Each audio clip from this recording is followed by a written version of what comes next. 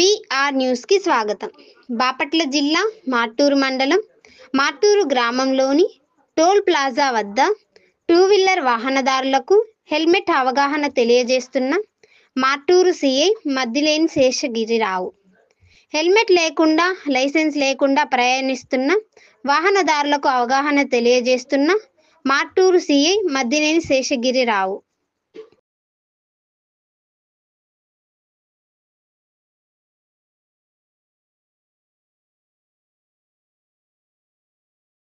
ఎందుకు ఆపామో మీకు తెలుసా?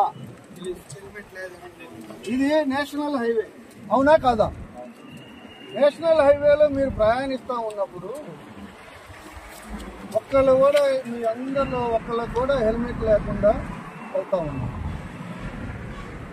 మీరు బండి మీద నుంచి ఏదో ఒక సడన్ బ్రేక్ వేయటమో, ముందు వెళ్తున్న బండి వాడు సడన్ బ్రేక్ వేస్తే మీరు వెళ్ళటమో, లేకుంటే ఏదో తగలటమో అవటం వల్ల మీరు ఈ బండి మించి ఆ స్పీడ్లో కింద పడితే తల ఎక్కడ కొట్టుకుంటుంది?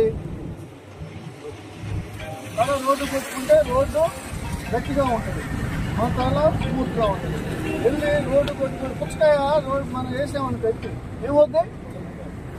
మన తల లోపల కొంతమందికేమో బయటకే పగిలి రక్తం అవుతుంది, కొంతమందికి ఏంటంటే లోపల నరాలు అవన్నీ తీసుకుని చెవుల నుంచి ముక్కులు రక్తం చేయి.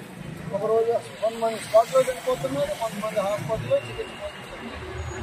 ఈ విధంగా సంవత్సరానికి దగ్గర ఓన్లీ మోటార్ సైకిల్ పడి హెల్మెట్ లేకుండా మీరు ఇంకా నేషనల్ హైవేలో కూడా వచ్చేటప్పుడు చిన్న ఏదో ఇంటి దగ్గర డొంకదారుల్లో లేకుండా ఏదో బాగా లాంటి వచ్చామంటే వేరు. నేషనల్ హైవేలో వెళ్ళేటప్పుడు కూడా హెల్మెట్ లేకుండా మీరు వస్తూ ఉంటారు. ఏం చేయాలి?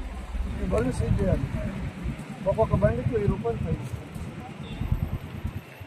ఆల్రెడీ పేపర్లో వేశారు. హైకోర్టు వాళ్ళు చాలా సీరియస్గా ఉన్నారు, సుప్రీంకోర్టు వాళ్ళు చాలా సీరియస్గా ఉన్నారు. టీవీలలో పేపర్లలో ఏదైనా హెల్మెట్ పెట్టుకోవాలి.